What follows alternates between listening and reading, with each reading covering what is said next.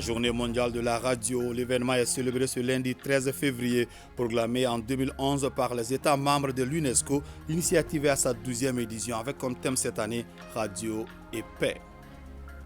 Le Mali sera à l'honneur à la 28e édition du FESPACO comme pays invité d'honneur. L'annonce a été faite ici à Bamako lors d'un point de presse. L'édition 2023 du FESPACO, c'est du 25 février au 4 mars au pays des hommes intègres. Les décollements de la rétine, on en parle dans Focus Santé, comme son nom l'indique. Il s'agit de la réparation de la rétine, l'organe sensible de la vision. Les facteurs de risque sont la myopie, le diabète et l'hypertension artérielle. Nous sommes heureux de vous compter parmi nous. Bonsoir à vous, merci et bienvenue dans ce 20h. Le Premier ministre, chef du gouvernement, a reçu cet après-midi les membres du district 9101 du Rotary. Ils sont venus évoquer avec le chef du gouvernement la conférence que leur organisation se propose d'organiser ici à Bamako du 14 au 18 février prochain. Pour plus de précisions, suivons Abdraman Dambélé. Il est le président de la commission d'organisation et il est au micro de Alouseini Touré. Il y a quelques mois où le Premier ministre a participé à la passation de collier entre le gouverneur sortant et le gouverneur rentrant qui est malien. Et ce gouverneur rentrant qui est malien organise l'assemblée et la conférence de notre district 9101 à Bamako. Et nous sommes un district qui est composé de 10 pays. Et l'ensemble de ces 10 pays sont là aujourd'hui pour la formation des dirigeants entrants qui vont commencer leur année à partir du 1er juillet 2023. Donc, ils viennent pour la formation pendant 3 jours des présidents, des secrétaires, des présidents de commission. Et ensuite, le vendredi 17, c'est le jour de la conférence. Et cette conférence va se faire sur un thème bien capital, avec la bénédiction des autorités, les plus hautes autorités de la République. Et tous les Rotariens vont voir qu'est-ce qui a marché, qu'est-ce qui n'a pas marché, quels sont les projets que nous pouvons développer de telle sorte à améliorer encore davantage la vie de nos communautés. Pendant une semaine, Bamako va être la capitale du Rotary, avoir les bénédictions, avoir l'accompagnement des autorités et avoir l'indulgence de tous les Maliens. Le ministre des Transports et des Infrastructures vient de remettre une soixantaine de casques de protection aux membres du Conseil économique, social et culturel. L'action s'inscrit dans le cadre du soutien au programme d'action sur le port du casque. Batraoré. Un casque de protection pour le président du Conseil économique, social et culturel de la part de la représentante du ministre des Transports et des Infrastructures. Le geste peut paraître banal, mais il est plein de sens. Dans le cadre du soutien aux actions du gouvernement, dans la mise en œuvre du programme d'action sur le port du casque, le ministère des Transports et des Infrastructures, à travers la NASER, va offrir 60 casques de protection au Conseil économique, social et culturel. C'est le lieu de remercier son Excellence, colonel Assimi Goïta, président de la transition, chef de l'État, qui n'a ménagé aucun effort pour appuyer le ministère des Transports et des Infrastructures afin de mener à bien le programme d'action sur le port du casque en vue de sauver des vies humaines.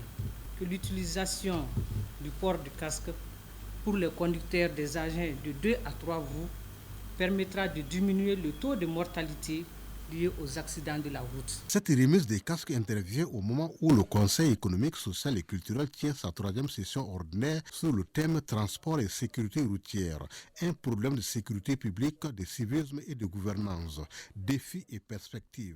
Beaucoup se posent la question peut-être, les casques avec la question, les conditions climatiques, il y a telle difficulté, il y a tel problème. Je pense que nous avons été rassurés par rapport aux explications techniques qui ont été données à tous ici. Chacun à son tour, nous pouvons encore communiquer là-dessus afin de rassurer les porteurs de ces casques-là pour la sécurité publique. C'est au total 60 casques de protection que les membres du Conseil économique et social et le personnel d'appui ont reçu du ministère des Transports et des Infrastructures. Nous ouvrons à présent une fenêtre pour parler de la journée mondiale de la radio. Et ce lundi 13 février 2023 marque la 12e édition de cette journée mondiale dédiée à la radio. La dite journée a été proclamée en 2011 par les États membres de l'UNESCO et adoptée l'année d'après par l'Assemblée générale des Nations unies en tant que journée internationale. Radio et paix, c'est le thème de cette 12e édition. Henri Dumatina. Occupant une place importante dans la vie quotidienne d'un grand nombre de personnes, la radio reste un puissant outil accessible et rapide en matière d'information, d'éducation et de divertissement. La Journée mondiale de la radio offre ainsi l'occasion aux professionnels du domaine, journalistes, animateurs, techniciens, régisseurs, de magnifier et de valoriser la radio, l'un des médias les plus efficaces et fiables pour célébrer l'humanité dans toute sa diversité. Nul n'ignore que la radio est un outil impressionnant de préservation, de maintien, de consolidation et même de pérennisation de la paix. Cette journée s'est faite dans notre pays à un moment où les radios du Mali sont engagées dans une relecture des textes de leur organisation fêtière. De nos jours, au Mali, on compte plus de 400 radios.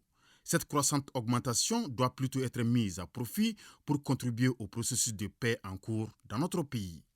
Créée en 1992, l'URTEL compte aujourd'hui 448 radios membres répartis sur l'ensemble du territoire du Mali.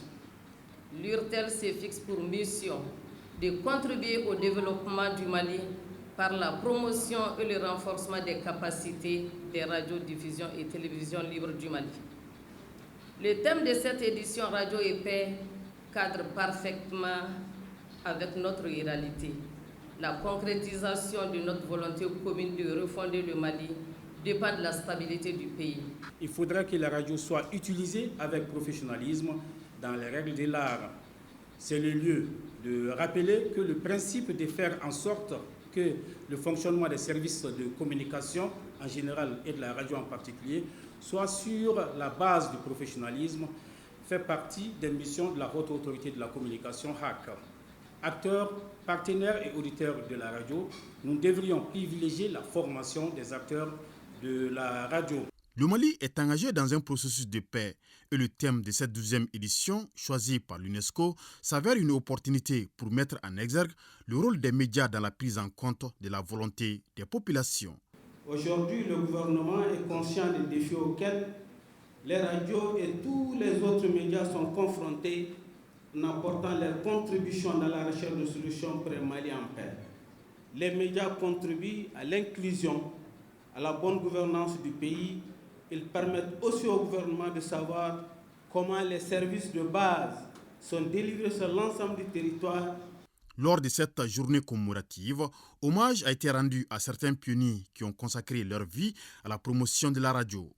Avec sa force unique d'atteindre le plus large public, la radio génère un sentiment de communion dans la diversité. C'est une arène où toutes les voix sont représentées et entendues.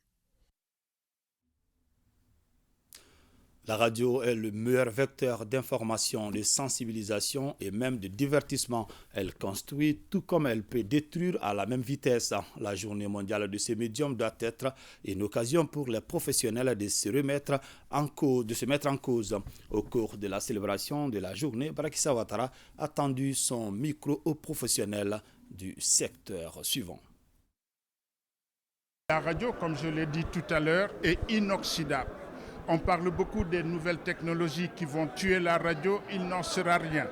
Et rappelez surtout la responsabilité qui est celle des gens qui travaillent dans les radios. Vous savez qu'une maladresse à l'antenne peut enflammer tout un pays. Vous savez que la manière de parler aux gens, on vise l'inclusion, c'est une des règles de la pratique radiophonique. Et comme le dit la charte des radios maliennes, nous sommes, en tant qu'agents de radio, un trait d'union entre les populations. Il faut éviter d'utiliser le micro, parce que le micro a une force extraordinaire. Et lorsque cette force extraordinaire est soutenue par la rumeur, c'est plus qu'une Kalachnikov, c'est un danger. La rumeur, c'est un danger. Alors, donc pour utiliser la radio, il faut être formé. Je pense que la radio, c'est le média le plus accessible. C'est très important, surtout en cette période de conflit armé. À la radio, on peut se parler, on peut écouter la radio en faisant d'autres occupations, on peut dialoguer. Moi, je pense que la radio, aujourd'hui, doit être vécue et vue comme un vecteur de paix. Cette journée nous permet de faire comprendre à nos auditeurs, aux décideurs, au public, notre travail. La beauté du travail, c'est-à-dire l'excellence du travail et surtout la dangerosité de notre métier. L'instrument qu'on a entre nous, qui est la radio, est un bon outil, mais aussi un mauvais instrument s'il est mal servi. Alors, la journée de la radio, c'est pour parler de la radio, parler des hommes et des femmes qui animent la radio, la manière de faire le travail, les conditions dans lesquelles le faire, la façon de le faire pour mieux servir. Les radios de la région de Tombouctou sont très impliquées dans la consolidation de la paix et cela à travers des émissions thématiques allant dans le sens de la cohésion.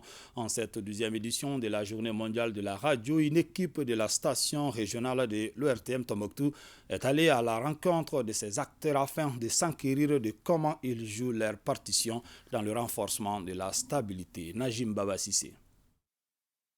Moyen de communication le plus efficace qui peut atteindre à la fois un grand nombre d'individus.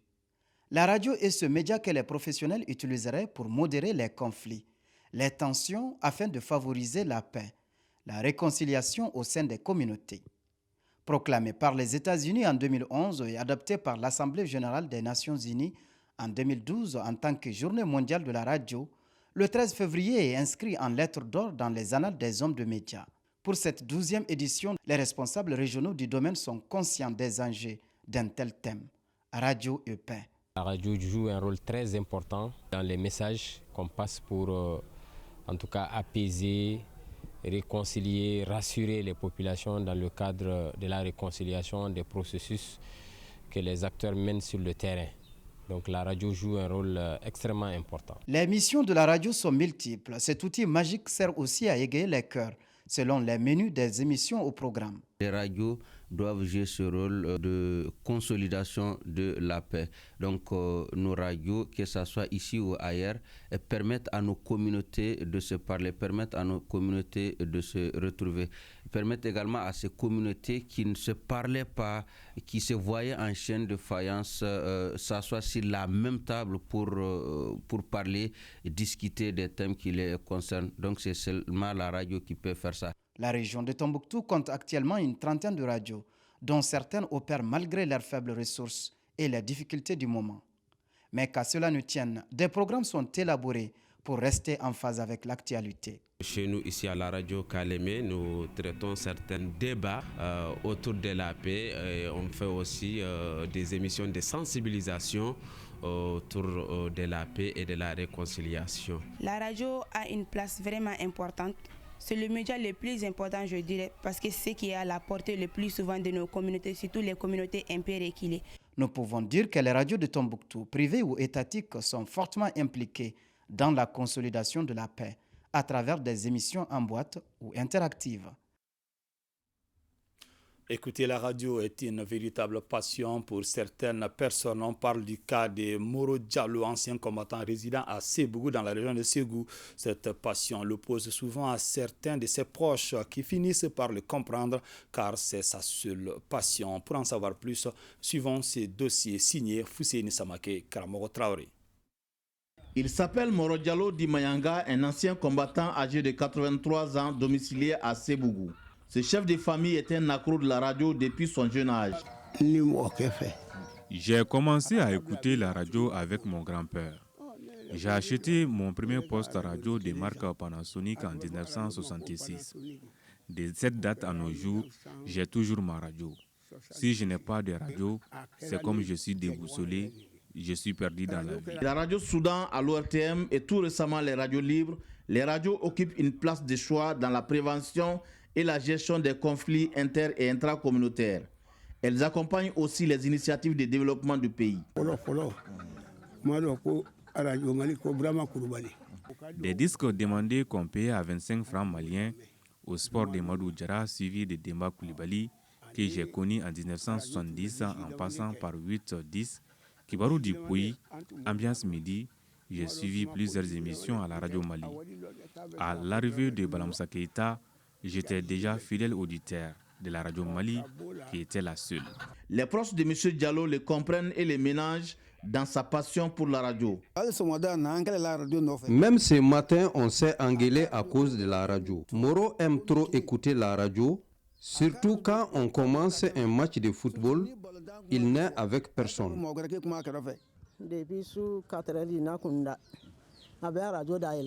Depuis 4 heures du matin, il allume son poste radio.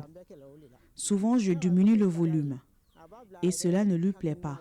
Même les voisins entendent le son de sa radio.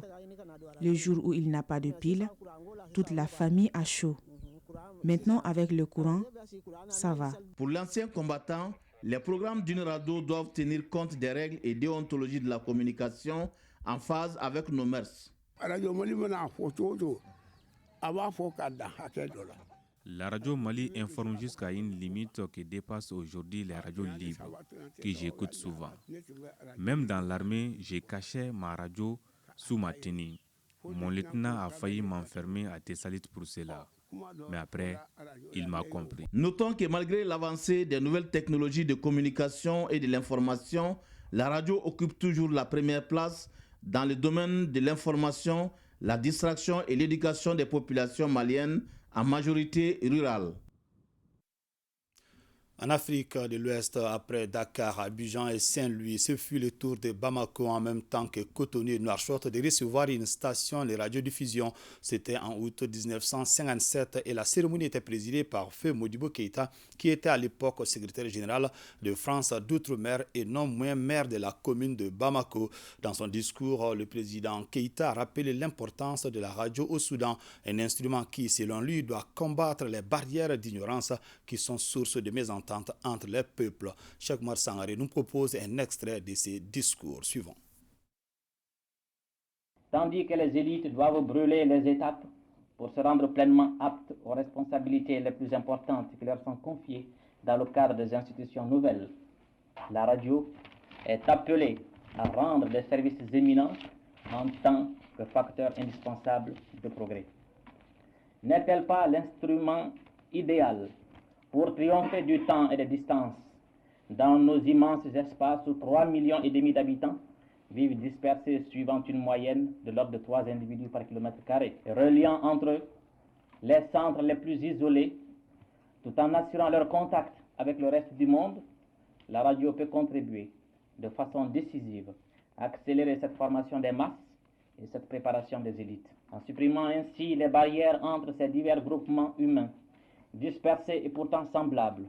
La radio se doit donc d'abord d'aider les populations soudanaises à se connaître entre elles pour prendre conscience de cette similitude, reflet d'une communauté de sang et de destinée, à affirmer leur personnalité collective, à mieux assimiler les richesses de leur civilisation traditionnelle, à vénérer cet héritage qui est le propre de chaque communauté humaine, irremplaçable en tant que telle, et que nulle société ne peut régner sous peine de perdre sa dignité.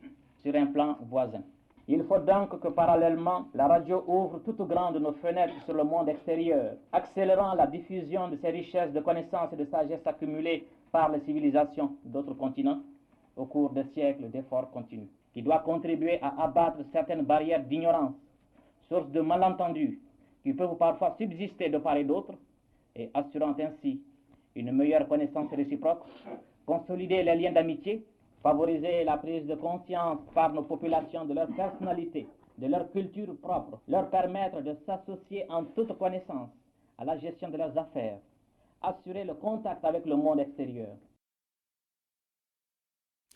La radio, on en parle encore à la faveur de ce 13 février que d'eau a coulé dans les fleuves et océans depuis l'invention de cet outil d'information, d'éducation, de sensibilisation et de divertissement de ses précurseurs aux usagers en passant par tous ces hommes et femmes dont la passion pour ces médias ont dompté les auditeurs, comme l'illustre la radio nationale. Suivant ces dossiers signés Sori Ibrahim Keïta.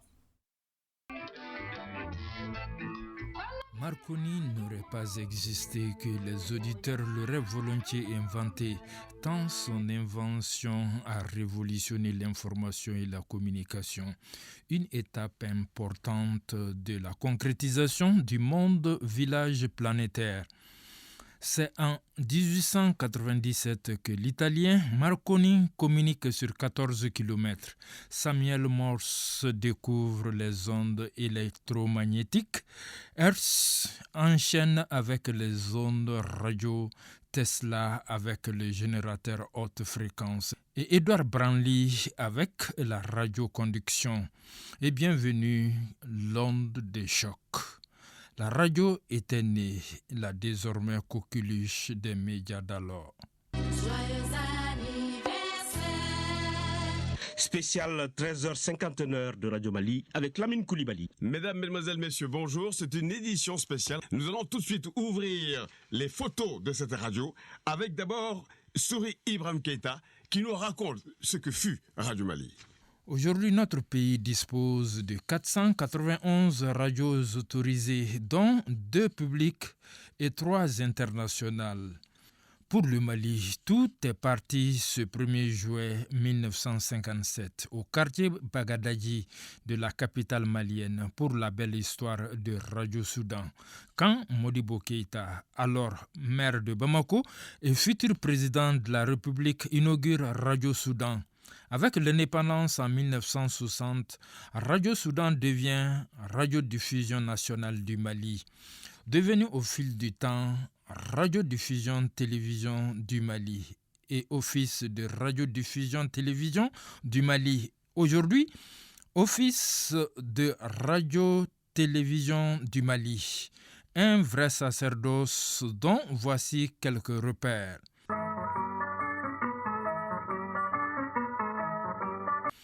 Sortie des profondeurs de la nuit coloniale, la radio nationale d'abord, elle, charpente aujourd'hui avec fierté, détermination et abnégation les pentes glissantes et tranchantes des rochers qui jalonnent le chemin irréversible, choisi au prix du sacrifice ultime par notre peuple, celui de la démocratie. Votre radio aura bientôt 66 ans. Si le parcours de Radio-Télévision du Mali s'est souvent prêté à controverse, la destination, la mission, elle, est restée intacte, servir le Mali.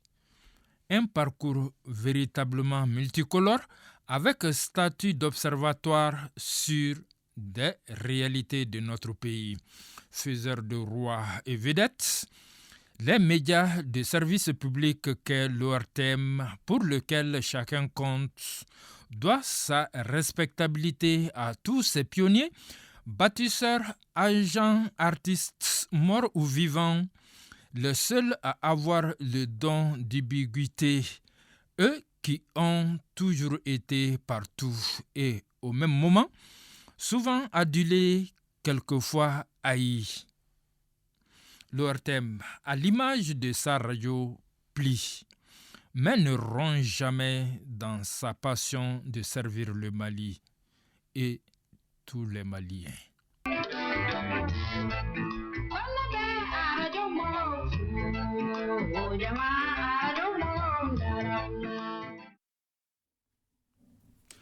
Autre sujet dans ce journal, le comité de pilotage de la charte d'éthique et des valeurs a procédé ce matin à l'examen du résultat des travaux de recherche du comité scientifique ayant conduit à l'élaboration de cette charte.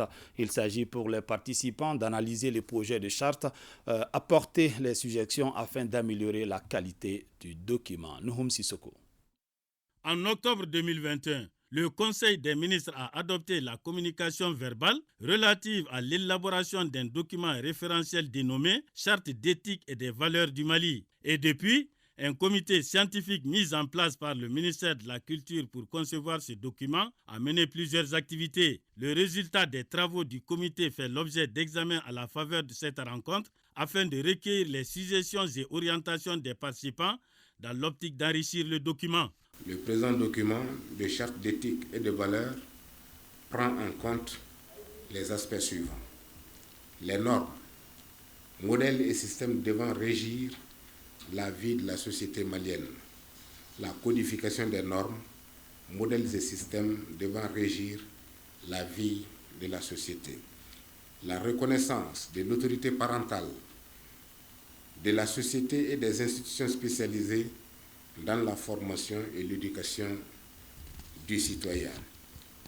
La reconnaissance de nos valeurs endogènes en tant que moyen et principe de l'instruction civique et de la construction nationale.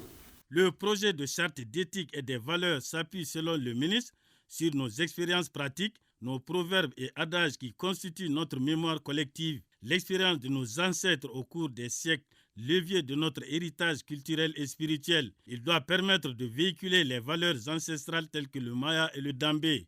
Il traduit la vision du président de la transition, chef de l'État, son Excellence le colonel Assimi Goïta, qui disait, je cite, « Il ne peut y avoir de développement harmonieux et durable sans la prise en compte des valeurs culturelles fondatrices de notre société. » Fin de citation. Le Mali ne renaîtra de ses cendres que lorsque les Maliens retourneront aux sources, aux valeurs ancestrales comme le Maya et le Dambé. Une fois adopté, le projet de charte et d'éthique permettra au gouvernement d'aller de l'avant dans sa volonté de refondation, d'édification d'une nouvelle nation et de formation des nouveaux citoyens, pétris de valeurs et de vertus qui ont toujours caractérisé l'homme malien, a encouragé le ministre.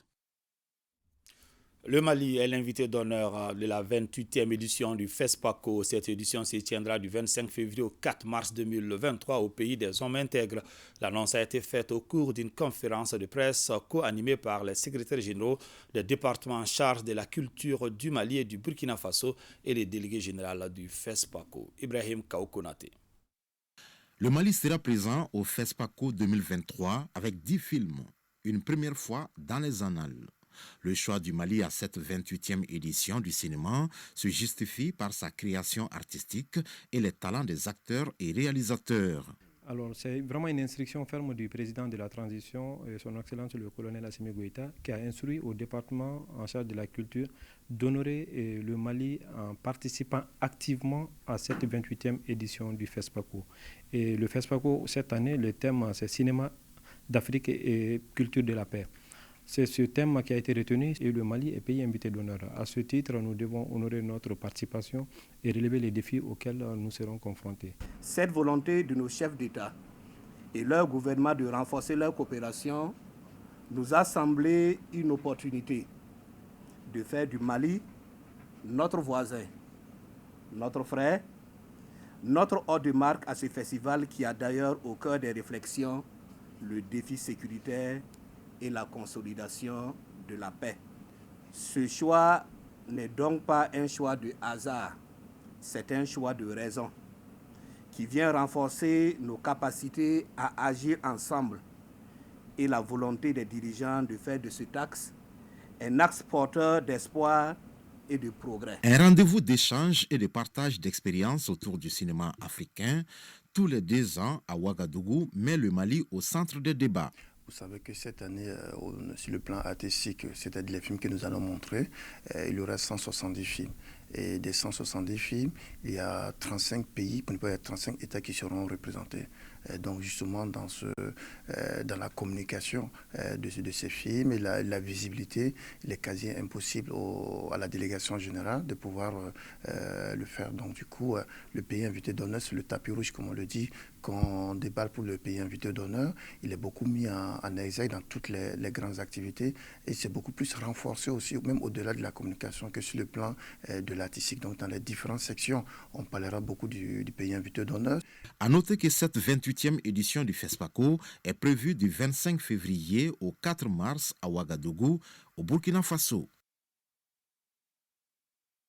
Siriman Seydou Niaré, secrétaire général sortant du Bureau national de coordination de l'AIM, est reconduit pour un mandat d'1 an. Il a été réélu lors du 31e congrès de l'association qui vient de se tenir dans l'amphithéâtre de la Faste de Badalabougou. Fadema Keïta. Seydou Niaré, élu secrétaire général au titre de l'année scolaire universelle 2022-2023. Confiance est renouvelée, un autre mandat est accordé au secrétaire général sortant qui ne cesse d'inculquer chez les camarades un militantisme tourné vers la non-violence et vers l'excellence. Ce 31e congrès de l'AEM, Association des élèves et étudiants du Mali, peut donc être qualifié à la fois de pédagogique et patriotique. Jeunes de l'AEM, vous êtes l'avenir de cette association. Faites tout pour être digne d'appartenir à cette association. Ne vous laissez point influencer par des comportements malsains qui feront que jeter le discrédit sur notre association. Depuis une trentaine d'années, vous êtes l'un des bureaux de coordination à privilégier le dialogue sur la violence. On sait que vous êtes l'avenir, qu'on le veuille ou non, de ces pays, le Mali, qui a une souveraineté retrouvée aujourd'hui. Et cette souveraineté retrouvée, c'est vous, jeunes, qui devez l'amener à bon port. Ces débats sont suivis d'un atelier de formation sur le statut et règlement de l'Association des élèves et étudiants du Mali. Ce renforcement des capacités des délégués et militants venus de toutes les régions du pays et l'élan de la non-violence déjà prôné par le secrétaire général et réélu font de nos milieux scolaires et universitaires des cadres stables. Avec environ les 100 membres qui constituent le nouveau bureau, il entend maintenir le cap afin de donner une bonne image à l'association. Ambition appréciée par tous les anciens secrétaires généraux et représentants du département de l'éducation. Sur le plan de la formation, nos leaders ont été formés à Ségou et à Kabbalah. Des dons ont été faits aux plus démunis dans tous les campus universitaires du Mali. Auparavant, l'imposant dispositif sécuritaire présent avait filtré l'accès à l'amphithéâtre salle du Congrès. C'est pour prévenir, voire minimiser les éventuels incidents qui ont toujours marqué la plupart des congrès de l'AEM, Association des élèves et étudiants du Mali. Revue annuelle du programme national d'éradication du ver de Guinée au Mali. La rencontre se tient ici à Bamako depuis le jeudi dernier. Le ministère de la Santé et ses partenaires font le bilan de l'année écoulée et l'état de mise en œuvre des recommandations. Souleymane Sidibé. Les acteurs d'éradication du ver de Guinée au Mali sont réunis pour faire l'état d'exécution des activités de l'année 2022 et les perspectives de 2023. La rencontre appelée revue annuelle du programme national permettra à l'État malien et à ses partenaires techniques et financiers de faire le bilan de l'année écoulée et une projection de la nouvelle année. Chaque année, après une année de mise en œuvre des activités de lutte contre le ver de Guinée, on se trouve en acteurs, c'est-à-dire les acteurs au niveau communautaire, et les acteurs au niveau régional et au niveau national, pour vraiment apprécier ce que nous avons eu quand même à entreprendre comme activité au cours de l'année écoulée, porter vraiment des regards critiques sur ceux qui n'ont pas marché. Ensuite, profiter vraiment de cette opportunité aussi pour voir comment se projeter pour l'année à venir là. En 1986, le centre Carter s'est engagé dans la lutte contre cette maladie et depuis, il est devenu en première ligne pour les activités d'éradication en partenariat avec l'OMS et l'UNICEF. Selon le ministère de la Santé, l'éradication du ver de Guinée au Mali a connu un progrès appréciable, même si le Mali figure encore parmi les 5 pays dans le monde qui n'ont pas encore éradiqué la maladie. Le ministère de la Santé et du Développement social, à travers la Direction générale de la santé, de l'hygiène publique et le Programme national d'éradication du ver de Guinée, a mis en œuvre en 2022 la nouvelle approche qui est l'attachement proactif et prolongé des chiens. Cet attachement proactif consiste à attacher tous les chiens des villages endémiques pendant la période de haute transmission du ver de Guinée. La revue annuelle du Programme national d'éradication du ver de Guinée regroupe les directeurs régionaux de la santé, les points focaux, les médecins-chefs des zones d'endémie et les partenaires techniques et financiers. Les administrateurs de l'Agence nationale de télésanté et d'information médicale sont réunis pour la 17e session de la structure. Sur la table de discussion, l'évaluation des activités réalisées, l'état d'exécution du budget et celui de la mise en œuvre des recommandations des précédentes sessions. Fanta Mamanyantao. La présente session ordinaire du Conseil d'administration de l'Agence nationale de télésanté et d'informatique médicale est essentiellement consacrée à l'examen et l'adoption du procès-verbal de la 16e session du Conseil d'administration. Aussi, des rapports d'activité et financiers du programme 2023 seront soumis aux administrateurs. L'objectif de l'agence est d'améliorer la performance des hôpitaux, des institutions de recherche et des établissements spécialisés dans le domaine de la santé. Notre création même, c'est l'informatisation et la télémédecine. Et nous allons mettre tout en œuvre pour aller à un niveau suffisant et acceptable au niveau de l'informatisation de nos hôpitaux et de nos établissements de santé.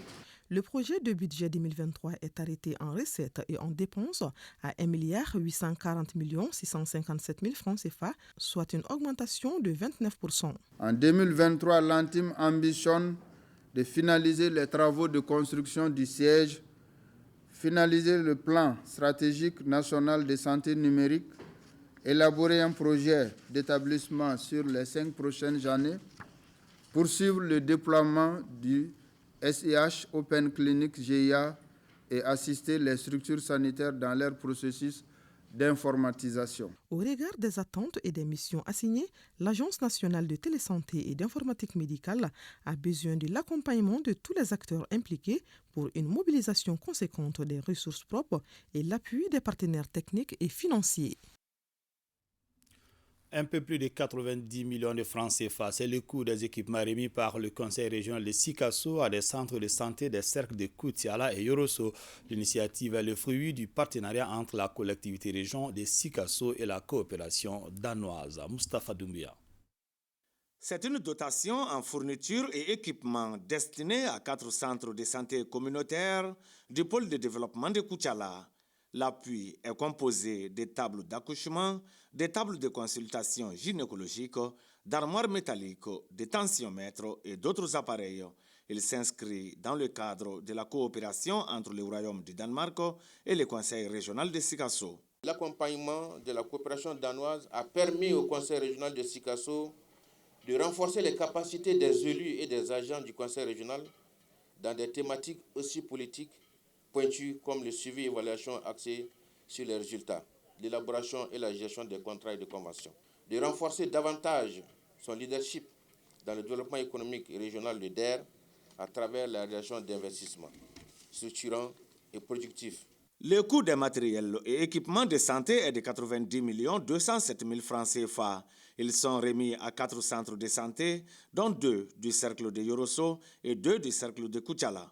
Le matériel de santé contribuera à coup sûr à renforcer les capacités de prise en charge des malades par ricochet, à améliorer le plateau technique des centres sanitaires concernés. Les responsables techniques aux différents niveaux doivent veiller à ce que les agents prennent grand soin des équipements reçus, assurer leur entretien régulier et leur bonne conservation de manière à en garantir une utilisation optimale durable.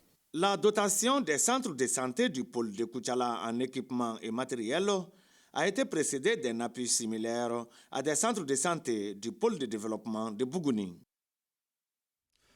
514 millions de francs CFA, c'est le coût du projet stratégie d'urbanisation inclusive et d'assistance aux personnes déplacées internes dans la commune de Mopti. Ce projet va toucher 300 personnes. Idrissa Keita. Le projet stratégique d'urbanisation inclusive et d'assistance aux personnes déplacées internes concerne 11 quartiers de la commune urbaine de Mopti. Les déplacés internes de ces quartiers vont bénéficier d'une aide humanitaire. Ce projet porté par la commune va durer 12 mois. L'arrivée des déplacés par centaines a davantage aggravé la situation. Mopti, plus que n'importe quelle autre ville, continue de payer les prix forts de cette crise multiforme. Et devant les moyens limités des autorités communales et politiques, les solutions proposées ne suffisent pas. Je lance un appel à la commune de Mopti de poursuivre son plaidoyer afin de mobiliser d'autres partenaires à son chevet maintenant qu'elle s'est dotée d'une stratégie d'urbanisation inclusive avec un plan d'action détaillé. J'estime que chacun peut trouver son compte dans le document et soutenir la commune à faire face aux besoins croissants de sa population. Ce projet ainsi lancé est financé par le département de la direction de la coopération suisse pour un montant de 514 millions de francs CFA. Les bénéficiaires de ce projet vont recevoir des transferts monétaires de 90 000 francs CFA pendant une année. L'objectif principal de l'engagement du partenaire de la coopération suisse est de permettre à la commune urbaine de Mopti de garantir l'accès aux services sociaux de base et de mettre en œuvre des politiques d'urbanisation inclusive. Remise de certificats de jugement supplétif et de matériel roulant au personnel de mise en œuvre, inauguration des services de développement rénovés et la visite des sites des déplacés internes sont autant d'activités marquant cette cérémonie de lancement de ces projets. Point Covid du jour, les services de santé n'ont enregistré aucun cas positif sur 159 tests réalisés, 7 patients guéris et 0 décès. À ce jour, 29 patients sont sous traitement. Les décollements de la rétine, on en parle dans Focus Santé. Comme son nom l'indique, il s'agit de la séparation de la rétine, l'organe sensible de la vision. C'est une pathologie rare qui peut mener à une cécité si elle n'est pas traitée à temps. Les facteurs de risque sont la myopie, le diabète, l'hypertension artérielle. On en sait plus dans Focus Santé réalisé par Barakissa Ouattara. La rétine, c'est cette membrane qui tapisse le fond du globe oculaire. C'est elle qui transforme la lumière en électricité pour le cerveau. Et lorsqu'elle se décolle de la paroi de l'œil, elle n'est plus fonctionnelle. Et s'il y a décollement de rétine, la rétine n'est pas en mesure de fixer les images. Donc les premiers signes qui arrivent, c'est qu'il y a une amputation de la vision. Donc la partie de la rétine qui est décollée ne parvient pas à capter l'image. Par exemple, si c'est la partie supérieure qui est décollée, la personne a du mal à voir tout ce qui est en inférieur parce que l'image est inversée et vice-versa. Les causes du décollement de la rétine sont nombreuses. Généralement, c'est les pathologies chroniques comme la rétinopathie diabétique, le diabète et surtout la drépanocytose. Donc, c'est des lésions qui entraînent au niveau de la rétine des proliférations, des saignements et ce qui entraîne une traction au niveau de la rétine et ça entraîne un décollement, une séparation des couches de la rétine. En dehors de ces pathologies chroniques, le décollement de la rétine peut être dû à un traumatisme oculaire. Il y a aussi des décollements de rétine idiomatiques, c'est-à-dire sans cause.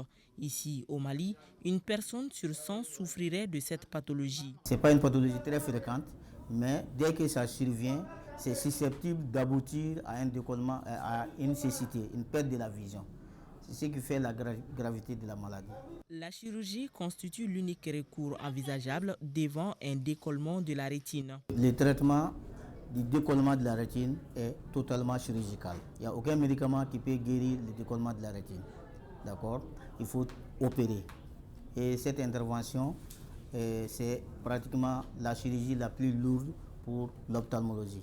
Selon une évaluation du CHU Yota, les cas opérés du décollement de la rétine ont recouvert la vision à hauteur des normes de l'OMS dans plus de 87%. Cette nouvelle, l'Internet et les applications ont facilité la collecte et le partage instantané des données, engendrant ainsi des risques majeurs pour la vie privée et les données à caractère personnel. Pour concilier l'innovation numérique avec la protection de ces données, l'État du Mali a en 2013, à travers la loi 2013-015 du 21 mai 2013 portant protection des données à caractère personnel, transposé l'acte additionnel relatif à la protection des données à caractère personnel dans l'espace CEDEAO. En effet, malgré la mise en place de cet arsenal juridique visant à rendre les individus maîtres de leurs informations personnelles, la protection des données demeure relative en raison de la méconnaissance notoire des principes de protection des données par les usagers, la non non-responsabilisation des sous-traitants, l'insuffisance des obligations des responsables de traitement, la consécration lacunaire des droits des personnes concernées, la faiblesse des sanctions pécuniaires et l'absence des sanctions pénales en cas d'atteinte aux données à caractère personnel. Page noire, les obsèques de l'artiste, comédien, acteur de cinéma Soumaïla Coulibaly ont eu lieu cet après-midi dans la grande famille du défunt à Bagdadi. Plusieurs personnalités et acteurs du monde des arts et de la culture étaient là pour accompagner un monument dans ce domaine de prédilection. Jules Sambou-Sissoko. Un baobab des arts et de la culture, de la musique, de la comédie et du cinéma. S'en est allé, selon plusieurs spécialistes des domaines. Soumaïla Coulibaly, puisqu'il s'agit de lui, le natif de Bamako, en 1950, a fait ses débuts dans la troupe artistique et culturelle du district de Bamako, lors des éditions de la Biennale artistique et culturelle du Mali. Acteur pluridisciplinaire, Soumaïla Coulibaly a évolué dans l'orchestre Le Bâtiment National comme saxophoniste plusieurs années et au sein de la troupe artistique nationale jusqu'à la retraite. Pas de répit, il créa aussitôt sa troupe, le Babima. Au nom réellement des plusieurs autorités et du ministre en charge réellement de la culture, présenter nos condoléances les plus attristées à sa famille, au monde des artistes. Et effectivement, nous venons de perdre un baobab. C'était un monument réellement, un homme qui s'est essayé réellement dans beaucoup de domaines réellement des arts et de la culture.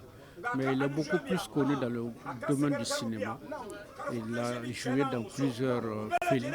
Nous perdons un grand artiste, un monument, une bibliothèque réellement. Donc je pense qu'il a passé sa vie à nous rendre heureux. Et donc réellement nous prions pour le repos éternel de son âme. Je retiens de Soumaïla un homme, un rassembleur. Quelqu'un qui a aimé ses prochains, il a aimé sa famille, il a aimé ses élèves. Je l'ai connu en 1986. La formation que j'ai maintenant, c'est grâce à Soumaïla. C'est lui qui m'a amené à faire le théâtre avec Issa, Massa, à faire le ballet et puis à voyager partout. C'est sous le règne de Soumaïla que Babemba a été connu au Mali et à l'extérieur. Parce que nous avons fait beaucoup de festivals avec Soumaïla. En 1990, il cessait au cinéma, dans plusieurs films et séries télévisées à succès. Soumaïla, c'était un artiste complet. Nous avons eu la chance de l'avoir au cinéma, mais c'est un musicien. Moi, je l'ai filmé en tant que caméraman plusieurs fois dans le studio. Il jouait le saxo. Mais il m'a aidé presque dans tous mes films. Les aventures de Seko Gimba, Seko Boire, et le roi de Ségou, Douba Sigui, il était disponible, il connaissait l'art et c'était un conseiller. Soumaïla Coulibaly est un homme aux grandes valeurs. Il se demande au bon Dieu que la paix soit sur son âme. Soumaïla est un frère à moi. Pour ne pas aller loin, sa fille est mariée à mon premier garçon, Iba. Le jour où on a été chercher la main de sa fille, il dit que non, c'est lui qui doit venir chercher la main de mon garçon pour sa fille. Donc là, c'est vraiment un tout pour moi. Partout où on a passé, on a parlé de Soumaïla, tout le monde a parlé de son bien. Tout le monde dit que Soumaïla est bien, c'est un musulman, il est pieux, il est social et il n'a jamais fait d'histoire avec quelqu'un. Moi, je demande à tout le monde de bénir mon papa. Il restera toujours dans notre cœur. Je l'aime beaucoup. On ne l'oublierait jamais, que tout le monde le pardonne. Vraiment, mon papa, il était très gentil, très honnête. Il aimait tous les enfants. Il aimait d'autres enfants plus que ses enfants même. Marié et père de 11 enfants, l'artiste a été accompagné par les parents, amis et collaborateurs au cimetière de Nyarela. Dort en paix, Soumaïla Coulibaly. Ainsi va la vie. C'est donc la fin de cette édition. Merci de l'avoir suivi. Que le bon Dieu nous assiste.